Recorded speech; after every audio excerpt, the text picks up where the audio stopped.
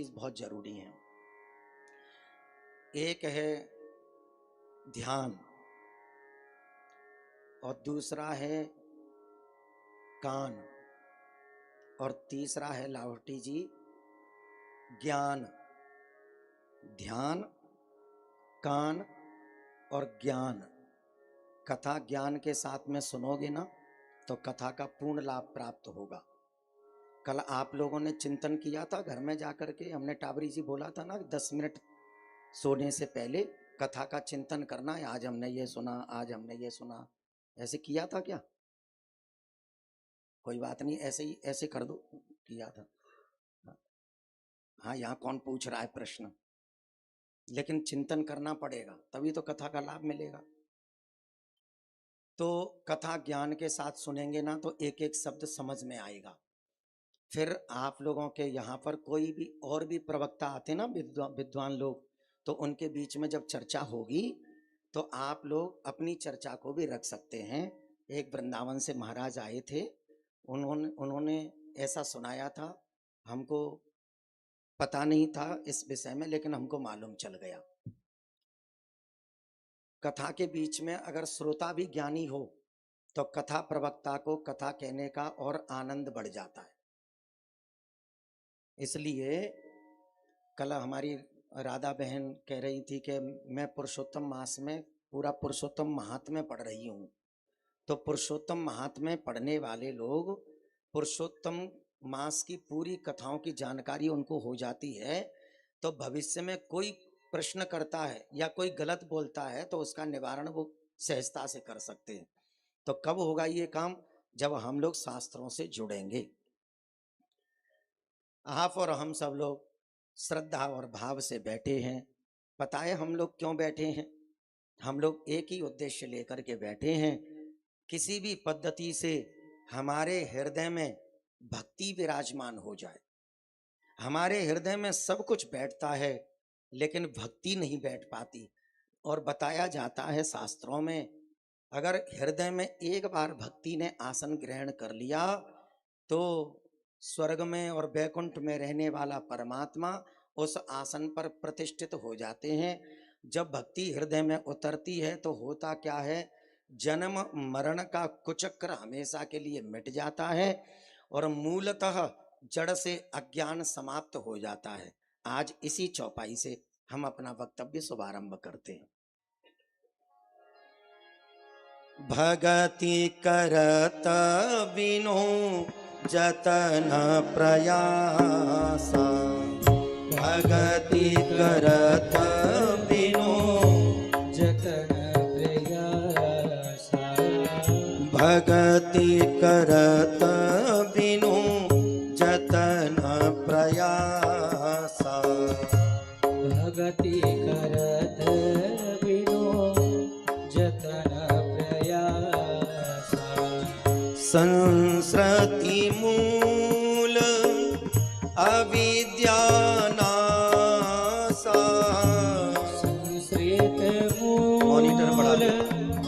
अविद्या नासा, संस्कृति मूल अविद्या नासा, संस्कृत मूल अविद्या नासा, भगति करत बिनु जतन प्रयासा, भगति करत बिनु जतन प्रयासा, ओ भगति करत बिनु जतन प्रयासा, भगति करत बिनु जतन प्रयासा, भगति करत बिनु जतन प्रयासा, संस्कृति मूल अविद्या नासा।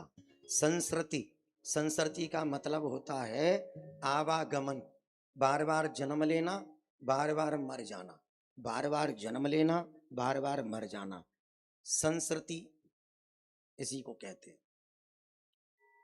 अज्ञान मूलतः जड़ से समाप्त हो जाता है जब भक्ति हृदय में बैठती है। और जब भक्ति हृदय में बैठती है तो परमात्मा छाती से लगा करके उस जीव को अपने बैकुंठ ले जाते हैं। हमारे हृदय में लाहौटी जी सब कुछ बैठता है, लेकिन भक्ति नहीं बैठ पाती। हम लोग भजन तो बहुत करते हैं, हम लोग मंदिर बहुत जाते हैं, लेकिन आपको एक बढ़िया बात बताएं, भजन कम करो, मंदिर भी एक बार को मत जाना, लेकिन भगवान पर भरोसा बहुत रखना। हम लोग मंदिर तो 25 चक्कर लगाते हैं, हम लोग माला पर भी भजन करते हैं, लेकिन कभी कभी भगवान पर भरोसा नहीं हो पाता। आप भरोसा ज्यादा करें, भजन कम करें। हम लोग उल्टा करते हैं, भजन ज्यादा करते हैं, भगवान पर भरोसा कम करते हैं। ज्ञानी संत और ज्ञानी सदगुरुदेव जीवन में आते हैं तो इन्हीं सदगुरुदेव के पावन सानिध्य से जीव भगवान के चरणों को प्राप्त कर लेता है। चींटी एक छोटा सा जीव होती है, घर और आंगन का चक्कर लगाते लगाते कभी कभी उसको पूरा दिन व्यतीत हो जाता है, लेकिन कभी कभी उसका चक्कर पूरा नहीं लग पाता। कल्पना करिए, अकोला में रहने वाली चींटी, उसको दिल्ली जाना पड़ जाए किसी काम से। भाई चींटी को भी तो काम पड़ता है ना, तो चींटी को काम पड़ जाए दिल्ली जाने का और अकोला में रहती है चींटी, तो मुझे लगता है वो मरते मर जाएगी, दिल्ली नहीं पहुंच पाएगी। चींटी की चाल तो बहुत धीमी होती है, पूरा जीवन बीत जाएगा उसको। लेकिन जिस घर में वो चींटी रहती है, उसी घर का एक व्यक्ति कल सुबह की ट्रेन से दिल्ली जा रहा है, चींटी को खबर लग गई ये जा रहा है, उसके कोट पैंट की जेब में जाके बैठ जाए, चंद ही कुछ घंटे में वो दिल्ली का सफर तय कर सकती है। ऐसे ही आप और हम सब लोग भी भव सागर की यात्रा पर निकल गए हैं। मंजिल कितनी दूर है मालूम ही नहीं है, लेकिन उस मंजिल को हम लोग सहजता से प्राप्त कर सकते हैं। कब? जब एक सच्चे सदगुरु का पल्लू पकड़ने को मिल जाए, उनकी उंगली थामने को मिल जाए, तो हम लोग सहजता से हम अपनी मंजिल को प्राप्त कर सकते हैं।